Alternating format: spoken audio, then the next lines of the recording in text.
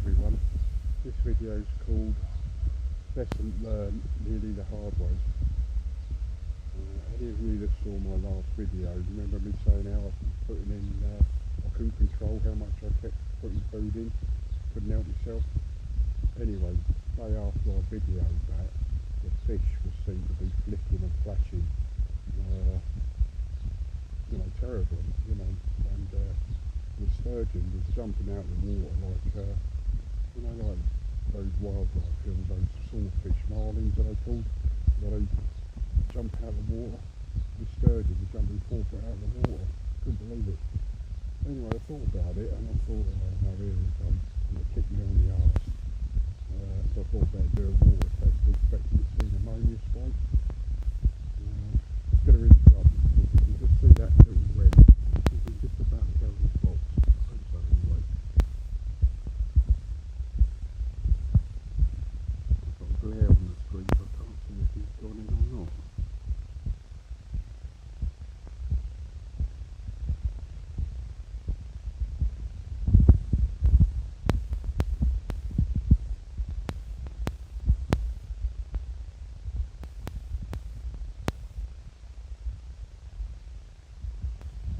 Gone in there or not, I missed it. No, he's still sitting on that bench.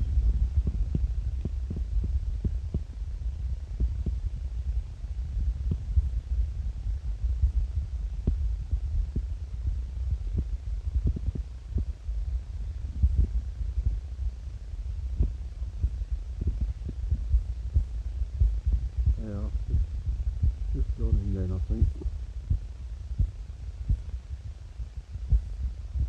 Anyway, where was I? I thought I checked the water, expecting to see an ammonia spike or a nitrate spike, and it was clear. Very, very strange. I thought, well, it can't be nitrate because she's already had 2 doses of formalin and macrolide, and she's had 2 doses of fluke-chem after I scoped the fish. I found a single fluke, and looking back now, considering the amount they were splashing and scraping themselves on the bottom drone, I'd have expected them to have been wasting them, Anyway, I've done a water test, but I'll explain more when we go in the shed.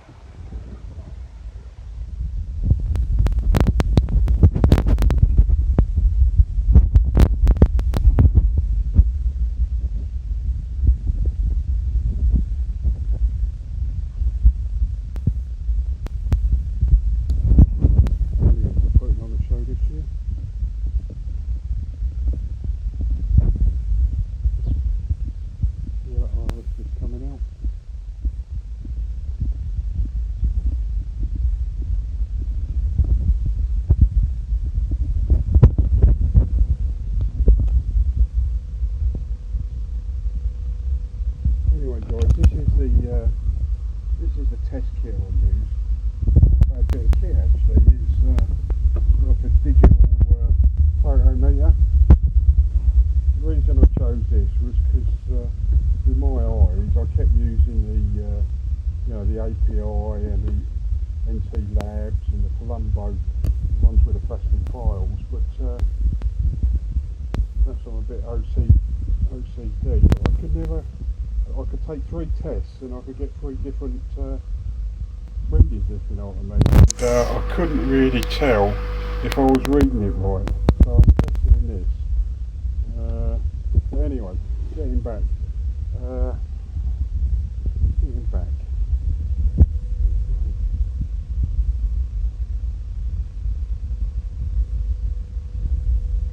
hope this focused in on this, but it doesn't. Yeah, there we are. These are test results going back to the 11th of this month, and if you have a look at my pH level, it's showing as low parts per million.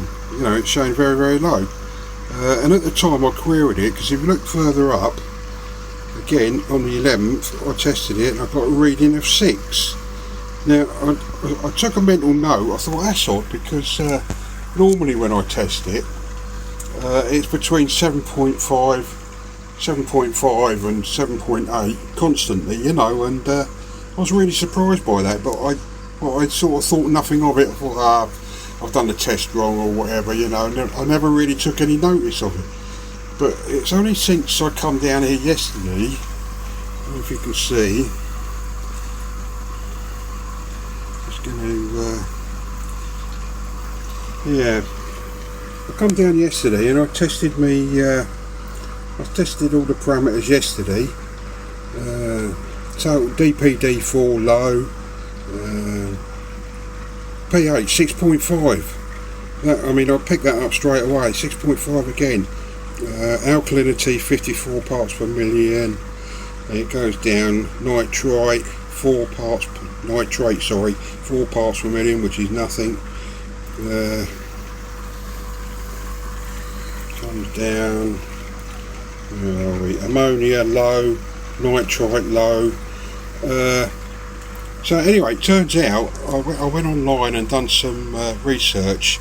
A chap called Mankey Sank. If you ever get stuck, Mankey Sank, good online resource for anything, koi, ponds, filters, anything. Anyway, I've gone on there and it turns out that I've had a whacking great big catastrophic pH crash. Which is hence the reason why the fish have been flishing and flashing, and the sturgeon, well, the sturgeon are trying to do acrobats. I'm not surprised really, you know, don't blame them, because it turns out they've been living in an acid bath for 2 or 3 weeks. I'm a bit embarrassed by it all really, because I'm normally pretty good on the parameters, and although I test my ammonia, nitrate and DPD4 regularly, I never really tested pH regularly because I've never had a problem. It's always been constant between 7.5 and 7.8, never had a problem. And although on the 11th of this month when I tested it, it was low, I did register it in my mind, but for some reason I took no notice of it. It was only yesterday, you know, because I was fully expecting the way that sturgeon was behaving and the rest of the fish that I've been overfeeding, and I was expecting a high ammonia or nitrite spike. And it's only when they come up as 0 more or less that the pH, you know, was very, very low again.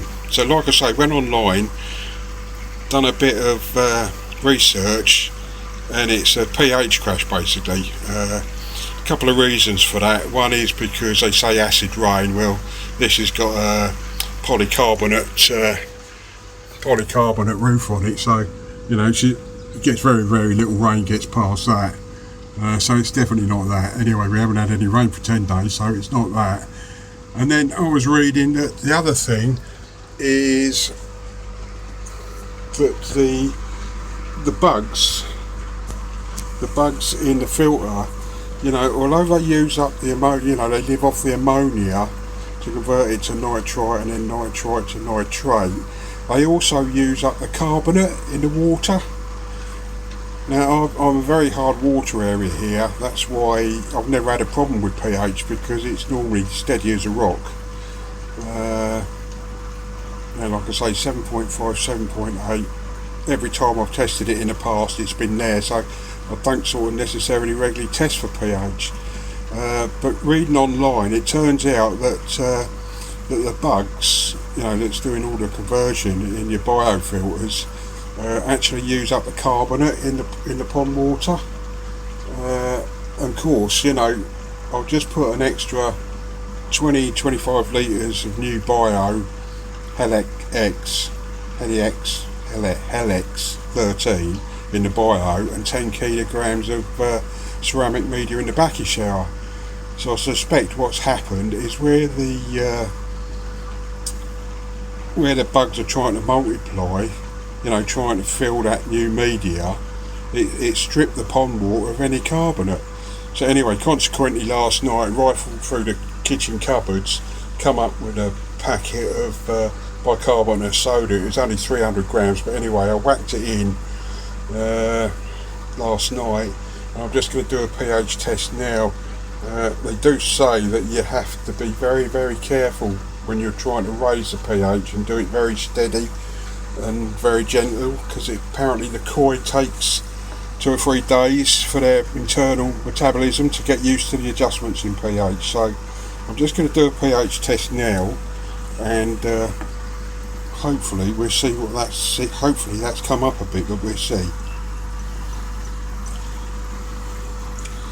I'm just going to go in here. Just bear with me a minute.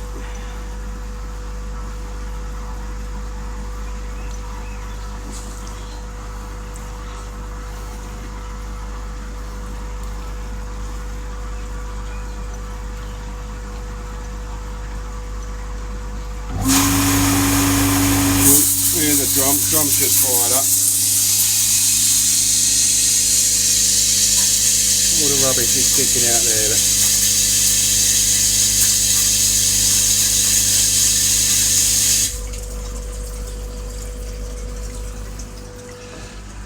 Right, let's get back. Where was I? Something pH.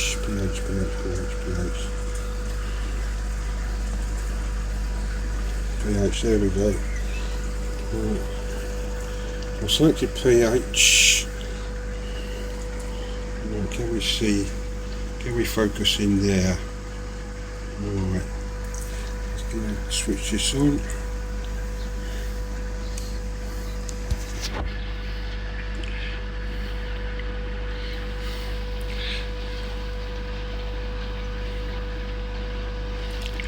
Just got to connect this to this now. Just bear with me.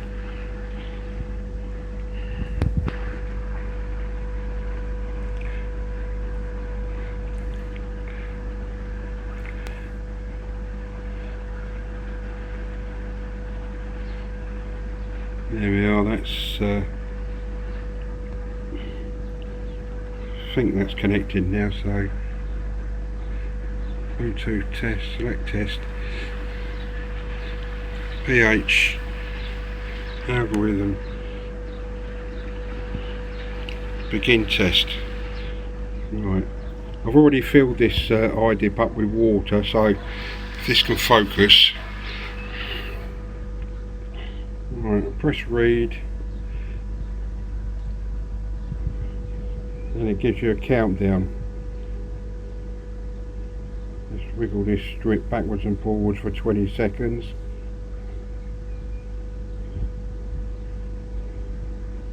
Five, 4, 3, 2, 1, remove.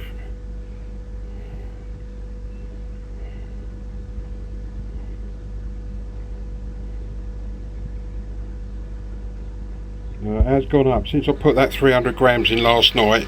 That's on 7.4 now, so hopefully if I put another 300 grams in there tonight bicarbonate of soda, that hopefully will be around 7.5, 7.8 tomorrow.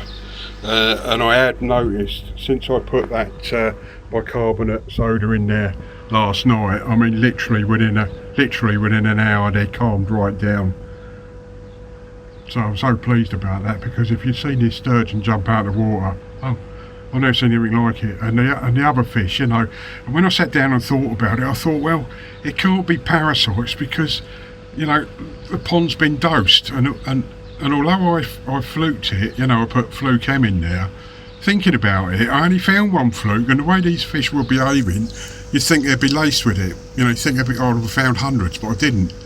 So that's a lesson learned for me anyway. I just never appreciated pH before.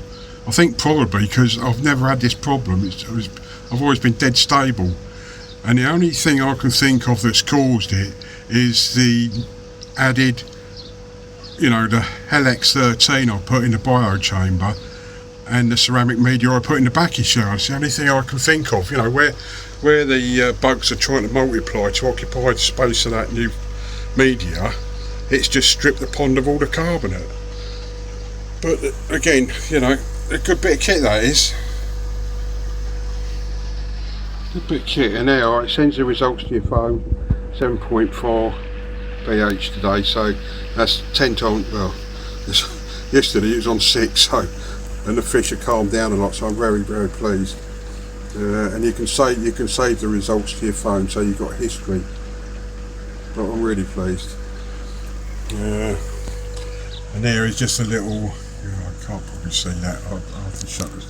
I'll shut the shed door so if I can focus. That's the amount of time that it takes when you put the strip in the water in that idip. Gives you a 20-second countdown where you just push the strip backwards and forwards, remove it on 0, and then it does a timer. So ammonia is 500, so what's that, 5 minutes, nitrite 3 minutes 60 or 360 seconds, nitrate is 6 minutes, pH is more or less 2 or 3 seconds, DPD4 120 seconds, DPD1 is 0, alkalinity. I've got to do a bit more research tonight on the alkalinity. When I measured it yesterday, it got 54 parts per million, so I need to find out if that's good or bad. But that's just an update, gang. Lesson learnt really, and I was dead lucky because I reckon anything below 6, anything below pH 6, you can lose fish. And the way these were behaving yesterday, I'm not surprised, because basically they're just living in an acid bath. And why I didn't pick it up on the 11th, I'll never know. Lesson learned. So if you found this interesting, guys, if you'd like to like and subscribe it, I'd appreciate it. Thank you very much. See you next time.